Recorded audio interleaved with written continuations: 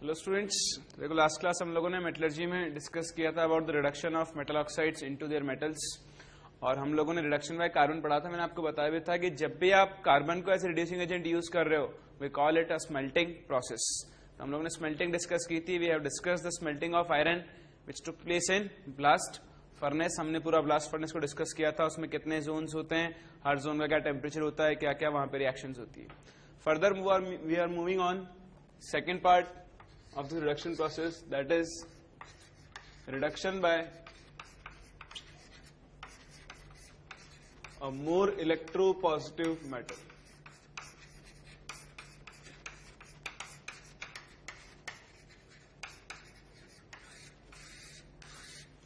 अभी हमने बात की थी रिडक्शन बाय कार्बन की, अब हम पढ़ने जा रहे हैं reduction by a more electropositive metals. There are some cases in which you can not use carbon as a reducing agent. Although carbon is a universal reducing agent and it is most suitable reducing agent for all the reactions, but theoretically there are some practical limitations for the use of carbon as a reducing agent. Those limitations we'll discuss in here, but first thing we'll study two processes here. One process in which aluminium is used as a reducing agent, and the second process in which a more electropositive, that is a highly reactive metal, is used as a reducing agent. So first we are going to discuss when we are using aluminium as a reducing agent. So we call it as reduction by aluminium, or we also know it as thermite reaction. This reaction is also known as thermite reaction. So we can write in here, just write. Right, those metal oxides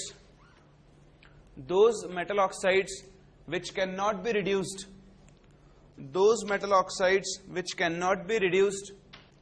by using carbon,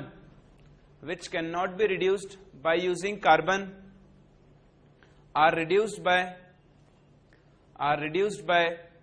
using aluminium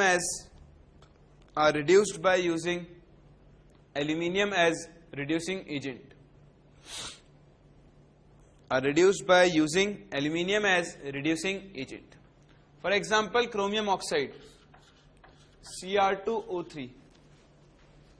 This Cr2O3 cannot be reduced by carbon, although theoretically this reaction is feasible. It will reduce it into carbon plus Cu2. But there are some practical limitations for the use of carbon as a reducing agent in case of chromium oxide. What are the limitations? You can write. Right? When carbon is used as a reducing agent,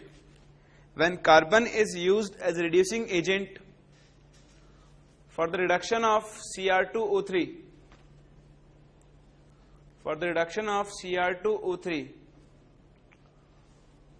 chromium forms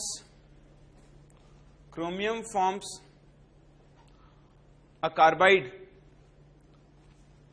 Chromium forms a carbide with carbon at high temperature, which is Cr4C3. Chromium forms a carbide with carbon at high temperature. तो देखो, जैसे ही अगर आप यहाँ पे carbon use कर रहे हो, instead of this reduction process, this compound will be formed. So reduction will not take place. Chromium has a greater tendency towards carbon at higher temperature. So if we are using carbon as a reducing agent, then reaction will not be this. The reaction which will take place is, it will form chromium carbide, that is Cr4C3. So this is a limitation. This carbide is very hard. Its melting point is very high. It cannot be melted. So once it is formed, it will be present in the form of this carbide. So further you will lose metal. You are going to extract the metal, you are going to convert this oxide into metal, but in the end you are consuming your metal in forming a carbide. So there is a loss of metal, there is a loss of carbon. So this process cannot be utilized for the reduction of chromium oxide. So instead of this, thermite process is used, in which this Cr2O3 is reduced by using aluminium. The reaction is, it forms Al2O3 plus chromium plus a large amount of heat.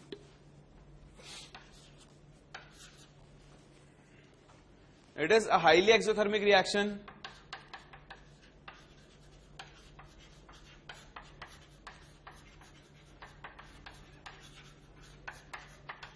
और आप लोगों ने बचपन में पढ़ा भी होगा, these reactions are used for welding. These reactions are used for welding metals like welding of iron and some other metals, because there is a large amount of heat generated in this process. So this is your reduction by aluminium. Those metals which cannot be reduced by, those metal oxides which cannot be reduced by carbon, they are reduced by using aluminium, like Cr2O3. One more is your Mn3O4. It will form Al2O3 plus Mn. So you can 4 Al2O3, 8 aluminium, 3 Mn3O4 will form 9. So this is how aluminium is used as a reducing agent. Then the second part is reduction by magnesium. This process is known as Kroll's process.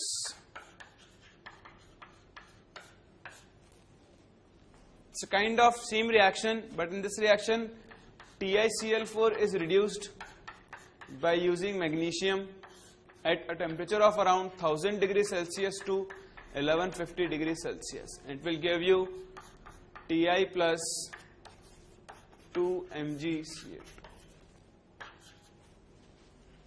So when we are using magnesium as a reducing agent, this process is called Kroll's process. So this was the second type of reduction process. In the first type we were using carbon as a reducing agent. In this process we are using a more electropositive metal, that is a more reactive metal, as a reducing agent. It's a simple displacement type of reaction. You can also call it as a redox reaction, because in this case Ti was in +4 state, here it is in 0 state, here magnesium was in 0 state, it's in +2 state. So simply magnesium is getting oxidized and Ti is getting reduced. So it's a simple redox reaction, it's a simple displacement reaction. A more electropositive, a highly reactive metal is displacing a less reactive metal from its compound. So this is reduction by magnesium, reduction by aluminium. So these were two reduction processes. Third is our self-reduction process. It's a very important process.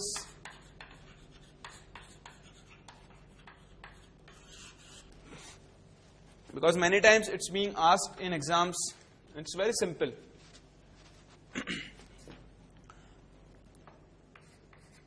See, it is used for less electropositive metals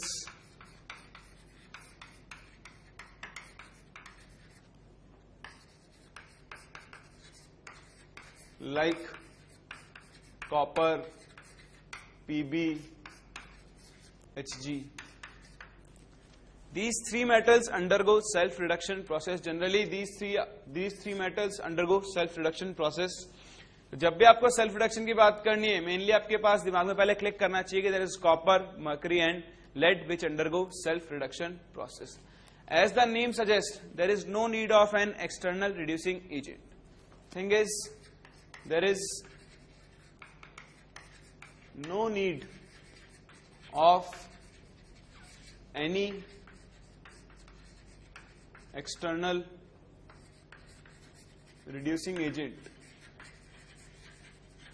and that is why this reaction is called self-reduction process. जिस तरह से हम लोग अभी दो case हमने पढ़े थे, we were using carbon as a reducing agent, we were using aluminium as a reducing agent. In this case, you do not need any reducing agent. And how it occurs? It's very simple. Suppose you have copper sulfide, Cu2s. You just blast an air mixture. You'll just pass this mixture through, or you will pass air through this metal oxide or metal ore mixture. The Cu2s plus O2 will form Cu2O plus SO2. Now this formed Cu2O will again react with copper sulfide and will form Cu plus SO2. So it's 2 Cu2O is 6 Cu plus SO2. So here what we have just done is that we passed oxygen gas through the mixture of ore. The sulfide present in the ore is getting oxidized to its oxide, and the oxide formed reacts with the remaining sulfide to form the corresponding metal along with this SO2 gas. So in here we haven't used any external reducing agent, only our ore and oxygen are acting as a reducing agent. The ore itself converts into its oxide and the oxide is acting as a reducing agent. So this reaction is called self-reduction process. Same is the process for PBS. PBS plus O2 gives you PbO plus SO2. This formed PbO again reacts with lead sulfide to form lead plus SO2. So lead, mercury and copper are the three metals which show self-reduction processes. These metals are extracted by self-reduction process. The metal is reduced by itself, reduced by its own compound, that is its oxide plus its sulfide. Is it clear to you? So ये था आपका third method which is called self-reduction process. Next is one more method, that is electrolytic reduction.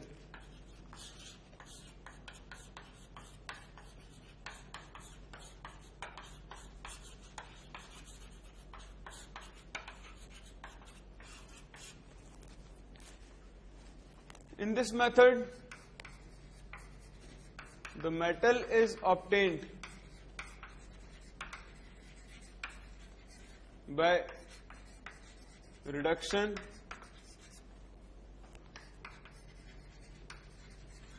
through electricity. यहाँ पे आप क्या करते हो, current को यूज करते हो for the reduction of metal. You will pass electric current through the salt solution of a metal and the metal will get deposited at cathode. Simply for alkali metals,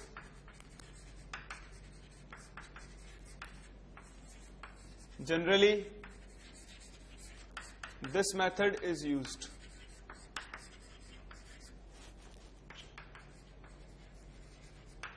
For example, molten NaCl. Molten NaCl contains Na plus and Cl minus ions. At cathode, this Na plus ion will accept an electron and will get deposited as sodium metal, whereas at anode,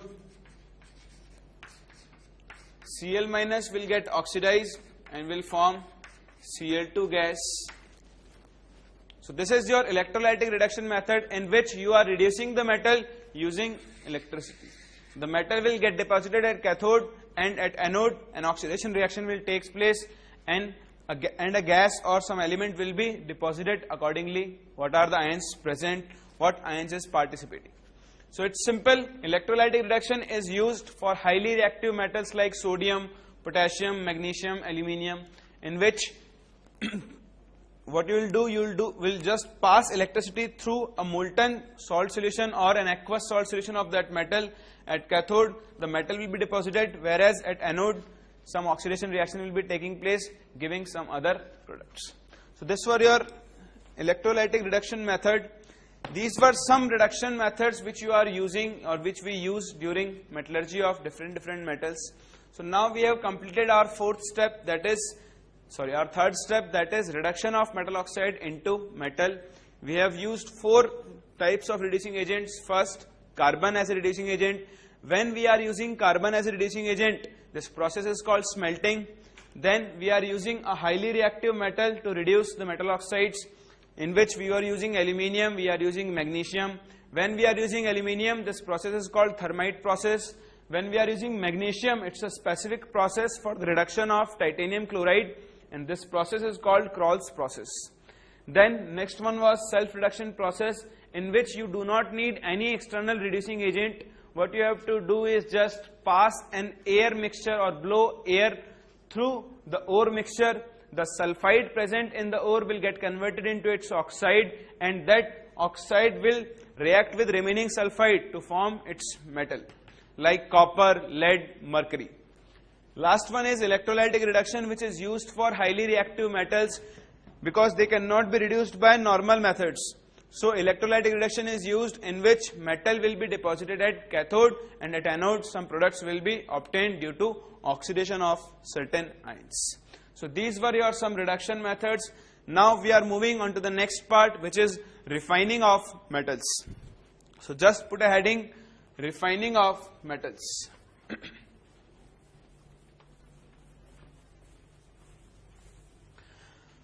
Now since we have obtained metal, this metal obtained due to by these reduction processes is not pure, and we have to refine these metals, for which we will be using different types of processes.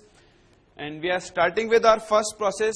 The first process of refining is liquefaction.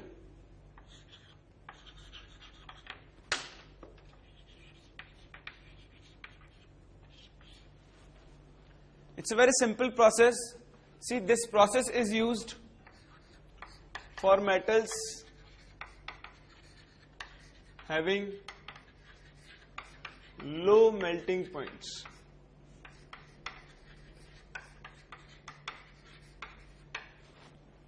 Like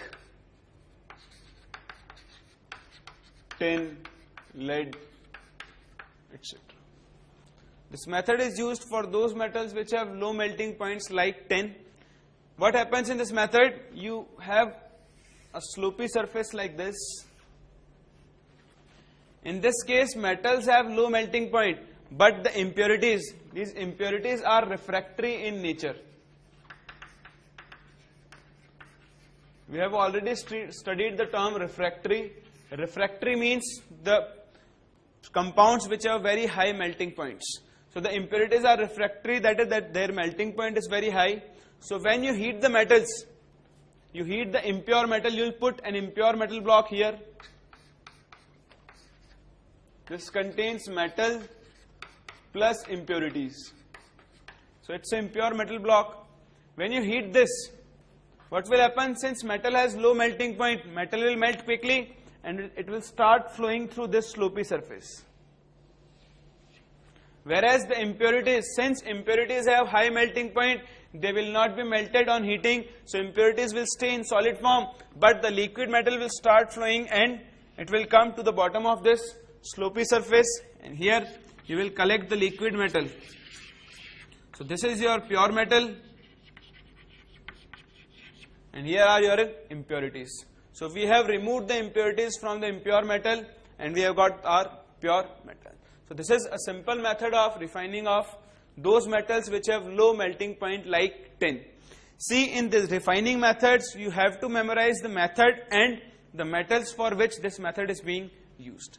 So it's simple. Liquefaction is used for those metals which have low melting point. It's the principle of this metal, this process. The impurities should have high melting point and the metal should have low melting point like tin. Now our second method.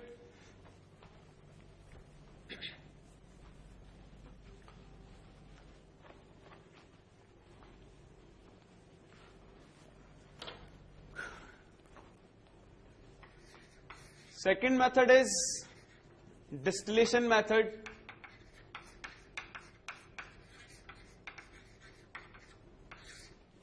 We have studied distillation in junior classes. Distillation is a process which is used to separate two liquids which have difference in their boiling points. The principle is same. This method is used for the metals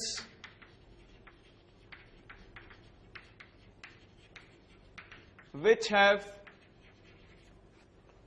low boiling point like zinc, cadmium, mercury. These are the metals which can easily be converted into their vapors because they have low boiling points. What happens that you take metal in a container. Suppose here is your metal and this is your impure metal.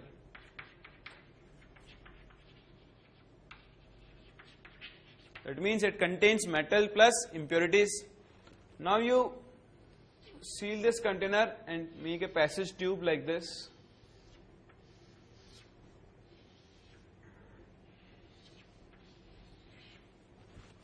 When you will heat this container, again the boiling point of metal is low, whereas impurities are again refractory in nature. That means the impurities have high melting points and high boiling points. So when you will heat this container, the metal like zinc it has low boiling point, so it will be easily vaporized. Now these vapors will travel through this tube and will get collected in this container.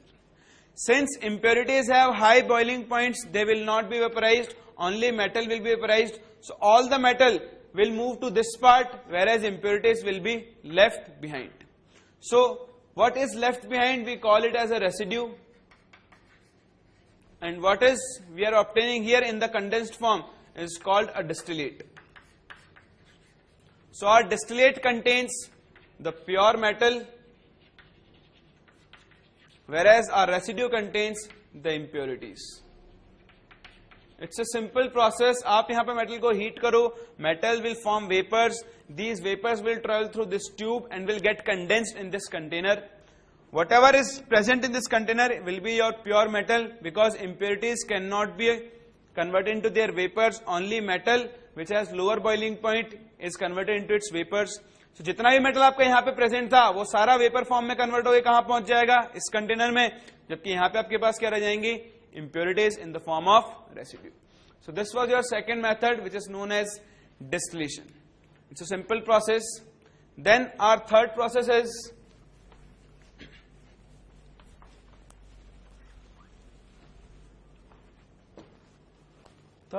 pulling process.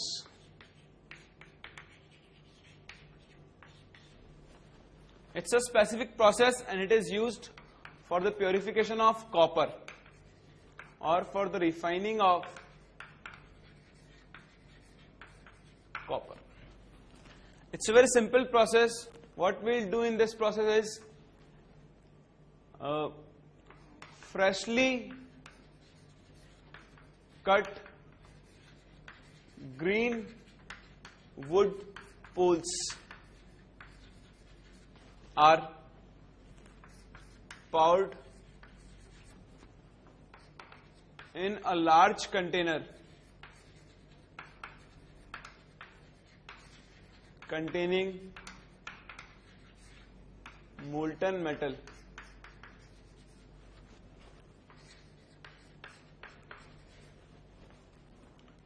and continuously stirred. What happens for the refining of copper? We'll take a large container in which the molten metal is present. We put some freshly cut green wood poles in that container and we'll continuously stir the mixture. When we are stirring the mixture, due to the high temperature of molten metal, hydrocarbon gases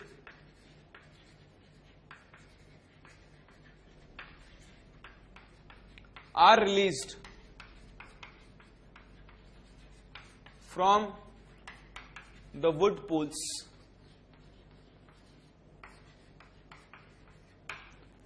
and they act as reducing agent. तो यहां से आपके पास जो green would poles होते हैं, hydrocarbon gases are release through these poles and they act as reducing agent. It's simple. These hydrocarbon gases reacts with Cu2O present in the molten metal and they reduce it into copper along with some product gases like methane, CH4 plus Cu2O. It will convert it into copper plus CO2 plus H2. So since U2 is getting converted into copper, the percentage of copper in the metal is increased, therefore refining of metal is taking place. So this is the Pohling process. It is specifically used for the refining of copper. It's a simple process. What you have to keep in mind that here the reducing agent is hydrocarbon gases which are released from these freshly cut green wood pools. So these were three simple processes: liquefaction, distillation and Pohling process. Next is, the fourth is pyrometallurgical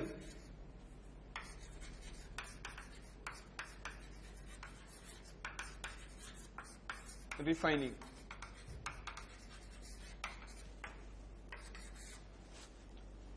Pyro stands for temperature. So this refining is based on heating effect, that is temperature. This is called pyrometallurgical oxidation. So we can, this is called pyrometallurgical oxidation refining.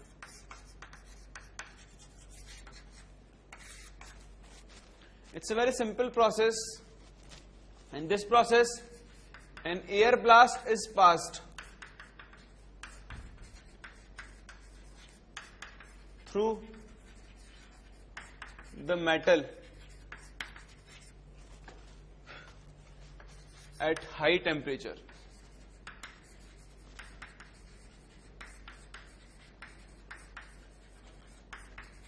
To oxidize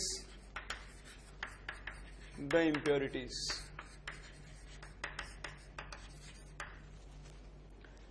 In this process, what you will do, you will pass an air blast, that is air, you will pass hot air through the molten metal. So if any impurities is present in that metal, that will get oxidized and will be removed in the form of either vapors or in some other form. There are two processes which are using this principle. One is cupellation and second is Bessemerization.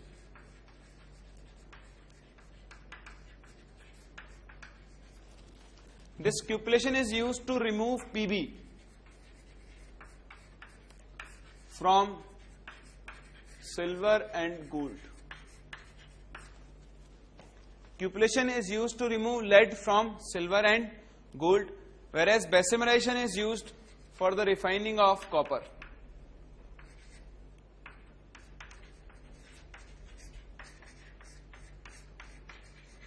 These are not different processes. Basically, these are two different types of furnaces on the basis of which their name is present like this, like cupellation and Bessemerization. In cupellation, you have a boat-like furnace which is called cupola. That's why its name is cupellation. What you will do, you will put some metal here, and you will pass air through this mixture. So this air will oxidize any Pb present in this mixture in the form of PbO, whereas Ag and Au will not be oxidized, so lead will be removed in the form of PbO. Same is the principle for Bessemer converter. Any Fe present, basically iron is the main impurity in the metallurgy of copper. We will study when we will study the metallurgy of copper. So iron will get oxidized to its oxide, that is FeO.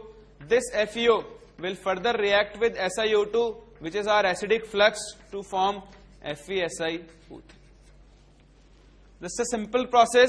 The impurity will get oxidized into its oxide, and then we can remove this oxide in different forms, like we are removing the impurity of iron in the form of FeSiO3, which is our slag. So this is our pyrometallurgical oxidation process, in which air blast is passed through the molten metal to oxidize any impurity present. Depending on type of furnace or type of instrument used, the process is named as cupellation and Bessemerization. It's a different type of furnace which is called cupola. Similarly, there is one more furnace which is called Bessemer converter, on the basis of which its name is called Bessemerization. Our next process is very famous, and you have already studied these processes, which is called electrolytic refining process.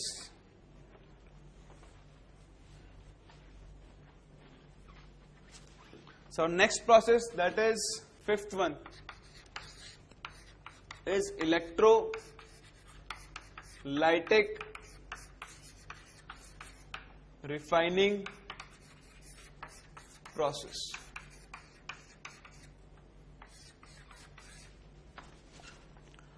See what happens in this process. It's a very simple process.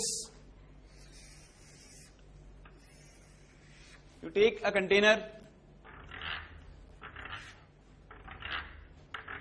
and you'll put an electrolytic solution.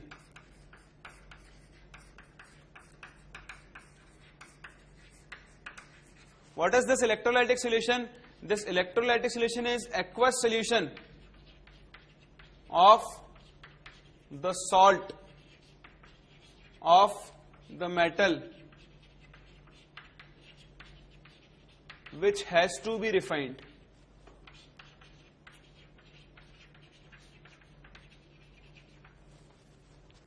This method is used basically for copper, aluminium, zinc, copper, aluminium, zinc. These are some metals for which this electrolytic refining process is used. Copper, aluminium, zinc are some metals for which this electrolytic refining process is used. It's a simple process. For example, if you have to carry out the refining of copper, you will take copper sulfate solution. If you have to carry out the refining of zinc, you will take zinc sulfate. If you have to carry out electrorefining of aluminium, you will take aluminium, like aluminium oxide or aluminium hydroxide solution. You will take electrolytic solution of the salt of these solutions. The salt should be soluble in water. Then you will put two electrodes here.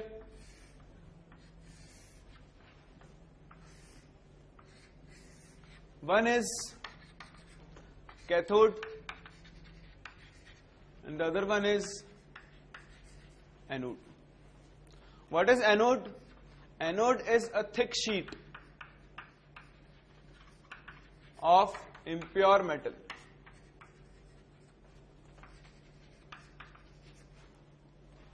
What is cathode? Cathode is a thin sheet of pure. Always you will take cathode as a thin sheet of pure metal, whereas anode as a thick sheet of impure metal. Now when you will pass electricity through this solution, two reactions will occur, one at cathode and one at anode. What will happen at anode? For example, we are doing the electrolysis or electrolytic refining of copper. So this will be our copper sulfate solution, this will be impure copper, and this will be pure copper. So what will be the reduction of at anode? At anode, first we will talk about cathode. CuSO4 will be present in the form of Cu2 plus ions in the solution. This Cu2 plus ion will go to cathode and will accept 2 electrons and will be deposited in the form of solid copper at cathode. Now there is a deficiency of Cu2 plus ion in the solution. So these Cu2 plus ions will be recovered from this anode. Anode से यहाँ पे ये जो copper है, this will get converted in the form of Cu2 plus. So at anode, copper will oxidize into Cu2 plus ions by liberating 2 electrons. तो होगा क्या, यहाँ पे एक नेट फ्लो स्टार्ट हो जाएगा. Cu2 प्लस यहां से निकल कर बनाएगा कॉपर, जबकि यहां से कॉपर निकल के क्या बनाएगा, Cu2 plus. So as the time will pass, this thin sheet of copper will become large. इसकी थिकनेस बढ़ती जाएगी क्योंकि सोल्यूशन से कॉपर यहाँ डिपॉजिट हो जा रहा है, जबकि आपके पास एनोड की थिकनेस क्या होती जाएगी, कम होती जाएगी, क्योंकि यहां से कॉपर निकल के कहां पे जा रहा है, सोल्यूशन के अंदर जा रहा है. तो कॉपर का फ्लो यहां से यहां स्टार्ट हो गया है, कॉपर एनोड से निकलकर कहां जा रहा है, कैथोड पे. तो जब आपका इलेक्ट्रोलाइटिक रिडक्शन प्रोसेस खत्म हो जाएगा तो anode will become thick, cathode will become thick, which will contain only pure copper, whereas anode will become thin. यहां पे जो आपके पास एनोड होगा, सारी इंप्योरिटीज एनोड के बॉटम पे चिपक जाएंगी, and these impurities are called anode mud. यहां पे आपके पास जितने भी इंप्योरिटीज होंगे, because only copper will move through this solution to cathode, impurities will be left behind. These impurities accumulate at the bottom of anode and are called as anode mud. In case of copper, anode mud will contain silver, gold, platinum,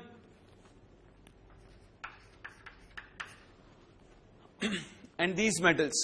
These are three basic elements, metals present in the anode mud when we are refining copper. Since these are some precious metals, and these can be recovered from this electrolytic refining process. Furthermore, high purity metals which have purity of around 99.95% are obtained through this process. So very high pure metals are obtained through this process. For example, copper. Copper is a good conductor of electricity, and for electricity purpose, copper's purity must be around 99.9%. So this much high purity can only be obtained by electro-refining process. So this was your electro-refining process, simple construction. Pure metal as a cathode, thick sheet of impure metal as anode, electrolytic solution of the same metal. You will pass current, metal will get deposited at cathode and will be dissolved from anode. As time passes, cathode will grow in size, whereas anode will decrease in or shrink in size. Ultimately, cathode will become thick and anode will become thin. All the impurities will accumulate at the bottom of anode, which are known as anode mud, and high purity metals are obtained through this electrolytic refining process. So this process is also used for some metals. Our next process is zone refining process.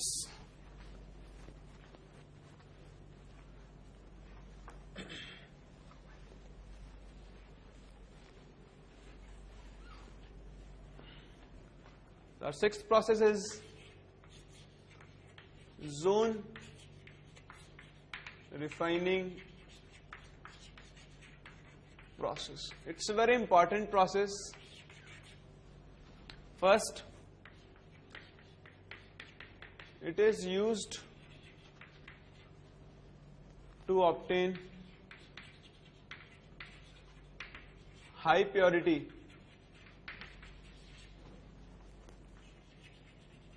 semiconductor metals like silicon, germanium, gallium, indium. This process, boron. This process is used for these semiconductor elements, for example, boron, silicon, germanium, gallium, indium, etc. It's a very simple process. There is a principle of this process which is very important, and the principle is that impurities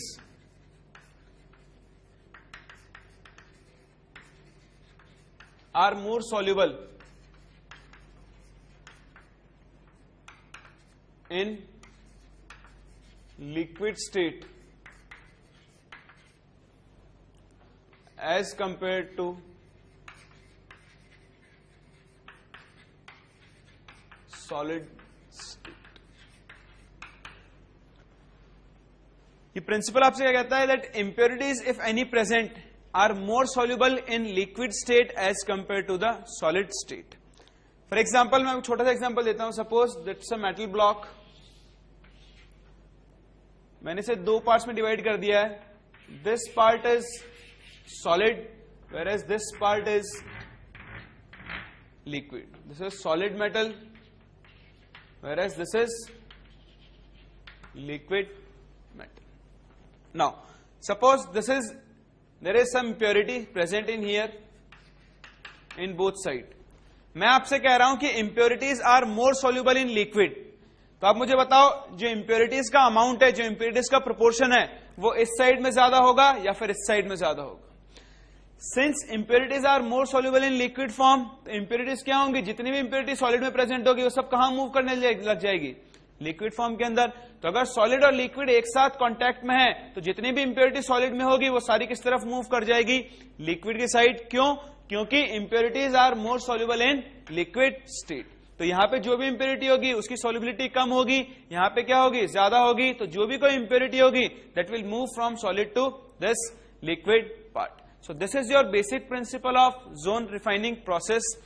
ये process बहुत simple है। देखो इस process में क्या होता है, you'll put an impure metal rod. Suppose this is your metal rod.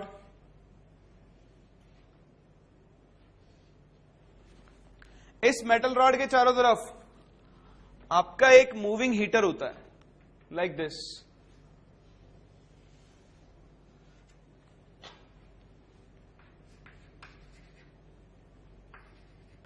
This is your movable heating coil. ठीक है, ये कॉइल आपके पास मूव कर सकती है from this end to this end. अब देखो होता क्या है आपके पास, this coil passes through each, like from starts from this end and move through this end. तो जैसे आपका कॉइल इस एंड से इस एंड पे पास करता है, तो जहां जहां पे आपके पास ये मेटल इस कॉइल के कांटेक्ट के अंदर है, जैसे ये जो आपके पास पार्ट है, अगर मैं इस रॉड को थोड़ा सा और एक्सटेंड कर लूं इस तरफ,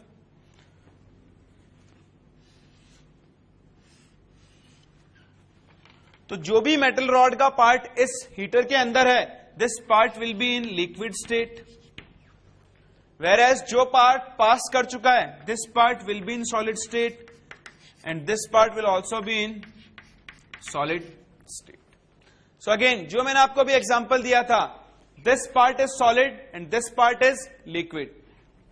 Since impurities are more soluble in liquid state, so जितनी भी impurities solid part के अंदर होगी, they will move to this liquid zone. ये जो आपका part होगा, यहाँ पे impurities का amount क्या हो चुका होगा? बहुत कम, because यहाँ पर impurities insoluble हैं, जबकि इस liquid impurities क्या है? Soluble. So if any impurity is present here, it will move to this liquid, और यहाँ पे क्या बच जाएगा आपके पास? Pure metal. Whereas this part will contain impurities, because अभी heating coil ने इसे पास नहीं किया है. So this liquid zone, this is called your liquid zone. When this liquid zone will move, it will take all the impurities along with it. तो जैसे से move करता जाएगा, सारी इंप्योरिटीज लिक्विड जोन के अंदर कंटेन रहेंगी. आते आते आते आते इस एंड पर आकर आपका लिक्विड जोन क्या होगा? नीचे गिर जाएगा अलॉन्ग विद इट्स इंप्योरिटीज, और जो पीछे वाला पार्ट रह जाएगा that will be your pure metal. तो इस तरह से आपके पास ये प्रोसेस मूव करता है. एक मूविंग हीटर कॉइल होगा, ये बार बार इस एंड से पास होगा. ये हीटर अपने साथ साथ सारी इंप्योरिटीज को लेकर चलता है और इस एंड पे जाके इंप्योरिटीज को बाहर निकाल देता है, और आपके पास पीछे जो रॉड बच जाती है that is your pure rod. Since यहां पे आपके पास 3 अलग अलग जोन्स बन रहे हैं, इसलिए इस प्रोसेस को हम क्या कहते हैं? Zone refining. It's a very simple process. Mechanism बहुत आसान होता है इसका. एक रॉड है, उससे आपने हीटिंग कॉइल पास किया, तो ये हीटिंग कॉइल जब मूव करेगा तो अपने साथ वो सारी इंप्योरिटीज को लेकर जाएगा और इस एंड पे इंप्योरिटीज को नीचे गिरा देगा. एक बार हुआ, इस प्रोसेस को आपको कई बार रिपीट करना पड़ेगा to get high purity metal, and the purity of metal obtained is around 99.9%. इतनी हाई प्योरिटी की मेटल्स आपके पास जोन रिफाइनिंग प्रोसेस से आप ऑब्टेन कर सकते हो.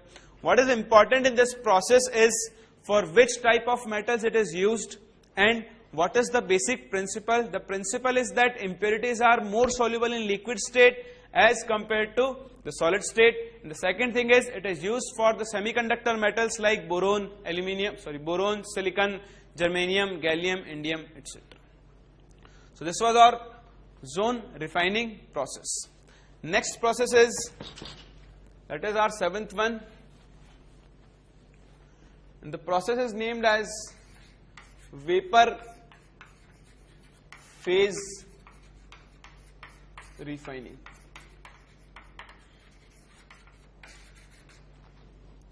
As the name suggests, we will be refining the metal in vapor phase. That means what we will do, we will take some impure metal. It's a simple process. Impure metal, that is, that will contain metal plus impurities. Now, you will treat it with some compound or some reagent to get a volatile compound of the metal. Volatile means that compound will be present in the form of vapors. This is the necessary point. The compound should form, the metal should form a volatile compound with this reagent. Then we will collect this volatile reagent somewhere else and then we will heat it. On heating, it will decompose and it will decompose to form metal along with some products that must be gases, and this metal will be pure. Because in this case, only metal will react with this reagent, impurities will not react with this reagent. So all the metal will be converted into this compound, whereas impurities will be left behind, which will be removed. Now, from these vapors, we can again decompose this compound to get the pure metal. This is how we do the refining, vapor phase refining. It's a specific process and it's used for some specific metals. In this case, we will study two methods in which the first one is Mond's process.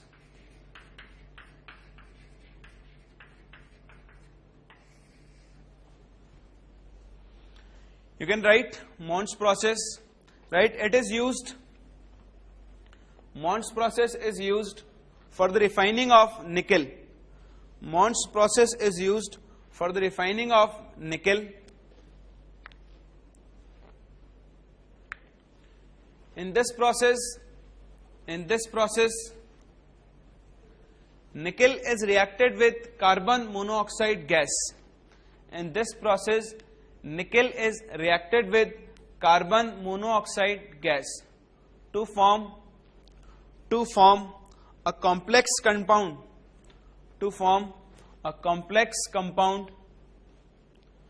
tetracarbonyl nickel. This nickel was impure. This impure nickel is treated with carbon monoxide to form NiCO wolf. The process is carried out around 330 to 350 Kelvin. Now this NiCO4 is present in the form of vapors. These vapors are collected somewhere else. So all the nickel will be converted into NiCO4. Now in the second step, this NiCO4 is heated at around 450 to 470 Kelvin, in which it decomposes to nickel plus carbon monoxide gas. तो हमने कुछ भी नहीं किया, एक बार metal से एक compound बनाया, फिर उस कंपाउंड से वापस क्या बना लिए, मेटल. लेकिन यहां पे एक बहुत इंपॉर्टेंट चीज हो गई है कि जो भी इंप्योरिटीज थी, these impurities are left behind. Only pure metal will pass through these two steps and will get the pure metal over here. So Mond's process is specifically used for only and only for nickel, in which nickel is treated with carbon monoxide to form a complex. This complex is again reheated to give pure nickel metal. Is it clear to you? Similarly, there is one more method which is called Van Arkel method. It's again based on the same principle.